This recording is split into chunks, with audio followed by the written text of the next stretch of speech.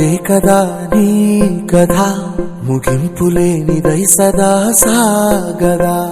ఇదే కదా నీ కథ ముగింపులేనిదై సదా సాగదా నీ కంటి రెప్పలంచున మనస్సు నిండి పొంగిన ఓ నీటి బిందువే కదా నువ్వు వెతుకుతున్న సంపద ఒక్కొక్క జ్ఞాపకానికి 100 ఏళ్ల ఆయువుందిగా ఇంకెన్ని ముందు వేచనో అవన్నీ వెతుకుతూ పదా మనుష్యులందు నీ కథ మహర్షిలాగా సాగదా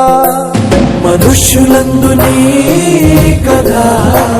మహర్షిలాగా సాగదా